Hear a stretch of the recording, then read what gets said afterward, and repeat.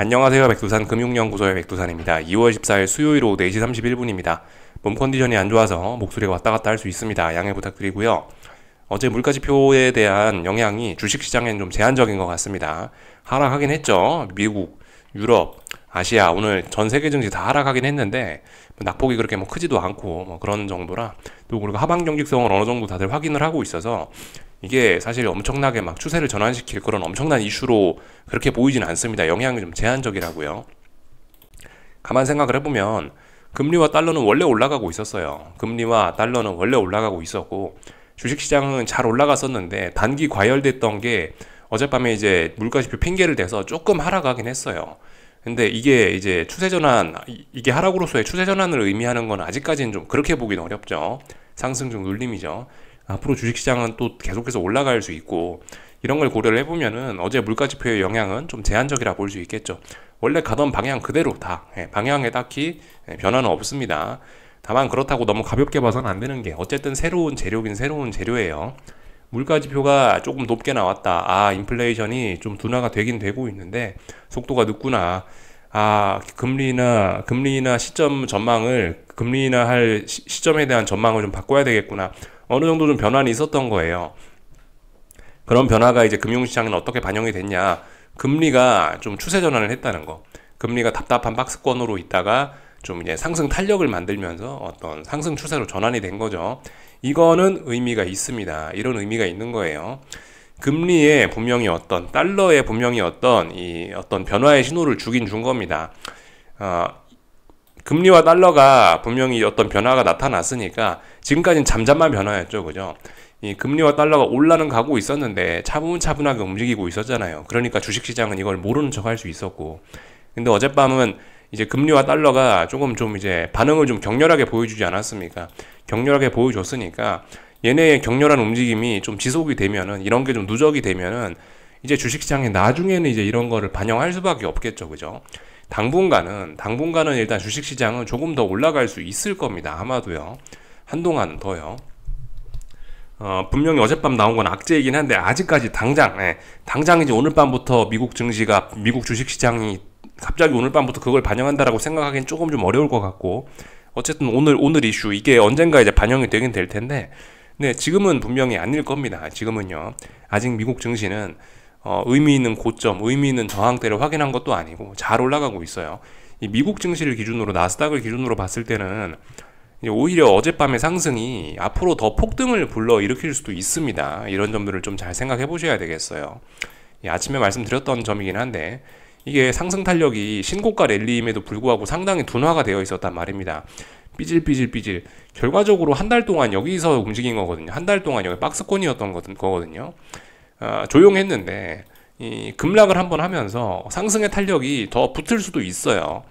그런 점들이 이제 오늘 밤에 보면 됩니다.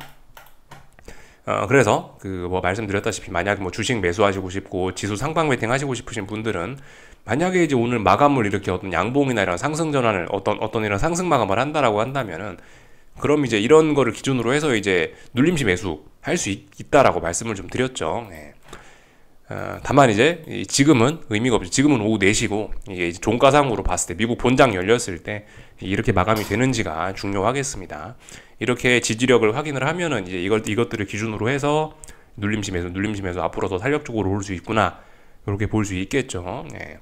하여튼 좀 주의해야 됩니다. 이 미국 증시는 이제 어제 오래간만에 변동성을 확대시켰는데 이것 때문에 앞으로 더욱 탄력적으로 올라갈 가능성도 좀 있다는 거 생각을 해 보셔야 되겠습니다. 하여튼 아직까지 전반적으로 강합니다. 중국은 아직도 설 연휴라 쉬어가고 있고요. 예, 이 정도 이야기하면 다 점검은 한 것 같습니다. 특별히 더 다른 거 드릴 이야기는 없고요. 하나씩 또 그냥 살펴보겠습니다. 일본 증시 가벼운 조정이죠. 그죠? 사실 이런 조정이 필요했어요. 한동안 일본이고 미국이고 뭐고 간에 다들 단기적으로 좀 시장에 과열이 되어 있었습니다. 과열이 되어 있었기 때문에 이런 상황에서 물가지표는 울고 싶은데 뺨을 때려준 거예요. 그죠? 아주 훌륭한 조정 나오고 있습니다. 더 올라갈 수 있습니다. 아직까지 아직까지 일본이나 미국이나 다들 이렇게 잘 오르고 있는 이런 상황에서 이게 아직까지 의미 있는 고점을 확인하고 저항을 확인하고 한 곳은 없어요. 이런 점들을 좀 잘 생각하셔야 되겠습니다. 추세 전환하는데 얼마나 걸린다고요? 어떤 뭐 추세를 확인하는데 몇 달 걸린다고요. 몇 달. 여기서 몇 달 걸린다고 계속 이야기 드렸었죠. 아직 고점이 어딘지도 아직 저항이 어딘지도 확인도 안 됐습니다. 그렇기 때문에 하여튼 하방 생각들은 하시면 안 되겠습니다. 아직까지는요. 이런 증시들은요. 하방 이야기를 하실 거면 약한 놈들 붙잡고 하셔야 됩니다. 여기 러셀 지수도 미국 증시라 조금 좀 얘도 부담스러울 수 있고, 하여튼 약한 친구들 뭐 중국 증시나 한국 증시 그런 것들을 붙잡고 하방 이야기를 하시든가 해야지. 일단 미국이나 일본 이런 친구들은 아직까지 굉장히 강하다라는 걸 우리가 좀 알아야 되겠습니다. 유럽 증시 좀 볼게요.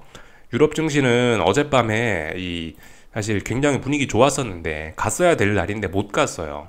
상승했었는 게 좀 상승할 거였으면, 만약 올라갈 생각이 있었으면 올라갔어야 되는 날인데 오히려 물가지표의 충격으로 이렇게 하락을 해버렸거든요. 분위기가 좀 굉장히 좀 더러워졌습니다. 결과적으로 하여튼 계속 박스권인데 이거 방향이 아래쪽으로 꺾일 수도 있다라는 그런 우려가 조금 등장은 하긴 했는데, 솔직히 미국 증시가 이대로 꺾일 거는 아닌 것 같긴 합니다. 세계 증시 분위기는 전반적으로 좋고 유럽 증시도 나름 잘 나가는 증시 중에 하나이기 때문에 얘도 상승 탄력은 엄청 없네요, 그죠? 근데 아무튼 이런 깜짝 급락이 오히려 앞으로 세계 증시의 급등을 만들어낼 수도 있기 때문에 하여튼 좀 잘 보자고요. 유럽 증시는 이 독일 증시는 겉으로 보면은 좀 이제 박스권이 이제 지난 한 달간 몇 주간 여기서 저항을 만들고 아래쪽으로 추세가 전환될 수 있다는 그런 위기가 있긴 있는데, 지금 세계 증시 분위기 자체가 워낙 좋다 보니까 솔직히 뭐 그냥 또 조용히 넘어갈 수도 있지 않을까 싶긴 합니다. 근데 분명히 저항이 많이 누적되어 있는 거는 맞습니다. 이건 하방 투자의 근거는 있는 거고, 하방 생각하시는 분들은 조심하긴 해야 됩니다. 이게 오늘 밤에 연속적으로 좀 하락을 하지 않으면은 오히려 더욱더 상승 탄력을 붙이는 그런 음봉이 될 수도 있어요. 잘 좀 보고 움직여야 될 것 같습니다. 다 봤고요. 어제 달러 인덱스가 급등을 하면서 뭐 위안화라든가 엔화라든가 뭐 이런 환율들의 반응이 굉장히 다 컸습니다. 보시면은 이거 위안화인데 전고점 돌파 한착했죠. 전고점 돌파 한착하면서 상승 추세를 뭐 물론 그 전에도 상승 추세였는데 어떤 저항을 잘 돌파 한착했습니다. 그래서 상승 추세를 계속해서 지속할 것으로 보입니다. 그래서 이런 점들은 중국 증시에 이후에 좀 안 좋게 작용을 할 수 있겠죠. 환율에 좀 영향이 좀 컸습니다. 어젯밤 달러와 금리가 좀 크게 움직였잖아요. 그죠? 그런 점들로 인해서 엔화도 그래요. 엔화도 보시면 이렇게 크게 움직였습니다. 그래서 계속해서 잘 올라가고 있죠. 이제 전고점에 도전을 하고 있는 그런 상황입니다. 매우 무거운 저항에 도달을 했습니다.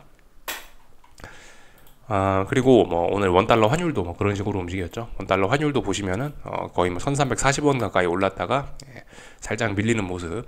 하여튼 뭐 원달러 환율은 답답한 구간에 있습니다. 답답합니다. 답답해요. 이거 뭐라고 방향성을 이야기하기가 좀 뭐합니다. 아래쪽으로 죽을 뻔했는데 위기를 확 극복하면서 또다시 살아나가지고 또다시 좀 약간 시간을 벌어놓은 뭐 그 정도 의미가 있다고 할까요? 계속해서 근데 답답한 그런 구간입니다. 뭐 이 정도만 이야기를 하면 될 것 같고요. 오늘 코스피 비교적 잘 버텼습니다. 그죠? 아직까지도 보시면 이게 그러니까 분위기가 좋긴 하다는 거예요. 보시다시피 아래 꼬리도 달리고 양봉이잖아요. 양봉. 하락 마감하긴 했더라도 어쨌든 양봉이기 때문에 어느 정도 좀 매수세는 있긴 있습니다. 그러니까 시장이 아직까지 그만큼 좀 강하긴 강해요.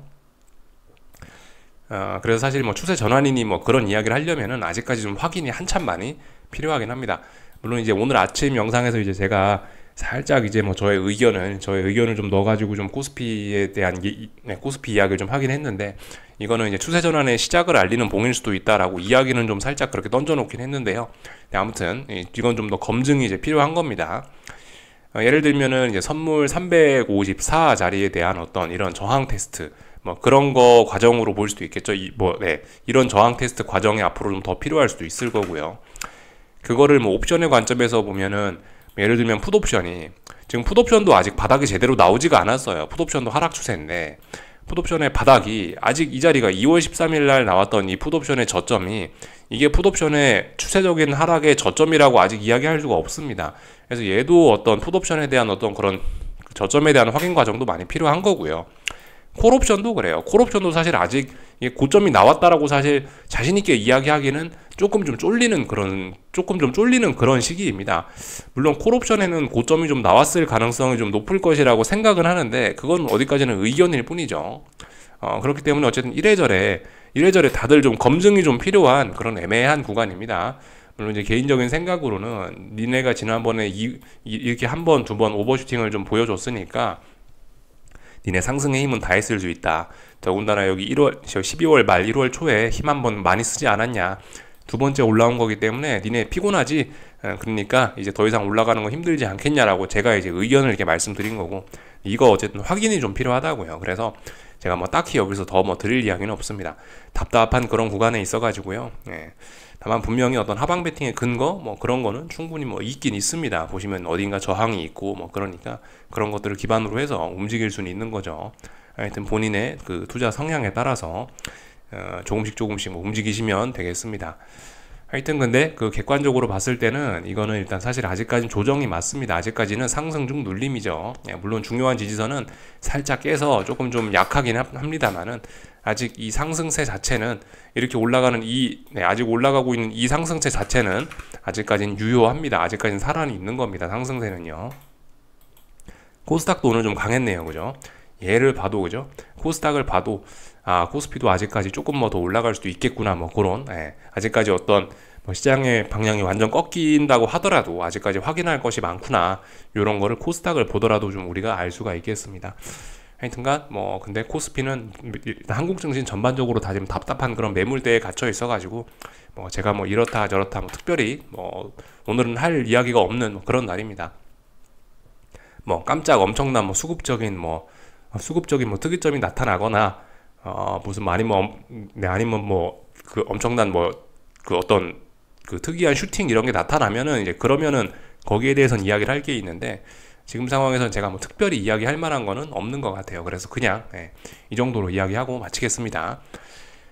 미국 증시 그러니까 아마 그죠? 미국 증시 말씀드렸다시피 오늘 밤에 이제 어떤 그 지지력이 확인이 되면은 오늘 밤에 그런 것들을 바탕으로 해서 상방 베팅 할 수 있다라고요. 지금 하방 베팅 이야기하는 건 지나치게 빠릅니다. 나스닥 특히 지금은 보시다시피 옛날하고 다르단 말입니다. 그죠? 지금 신고가 랠리라는 걸 잊으시면 안 됩니다. 이거 엄청나게 강하다고요. 그런 걸 좀 잊으시면 안 되겠고, 참고로 그래 지지와 저항은 가볍게 좀 체크는 하긴 해야 되겠죠. 어딥니까? 일봉상으로 지금 나스닥을 보고 계신데요. 여기가 좀 의미 있는 어떤 자리가 되지 않겠습니까? 여기 정도? 여기 정도가 중요한 자리가 될 겁니다.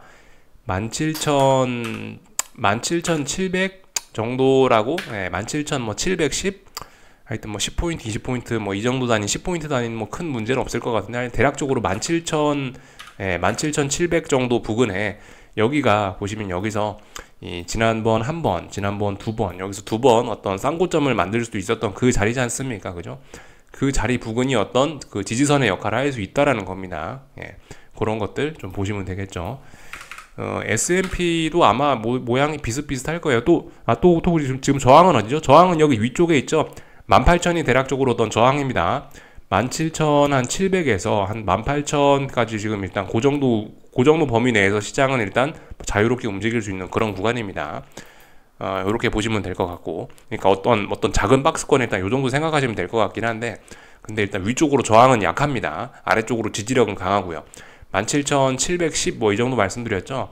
그 자리 지지력은 강해요. 위쪽으로 저항은 약하고요.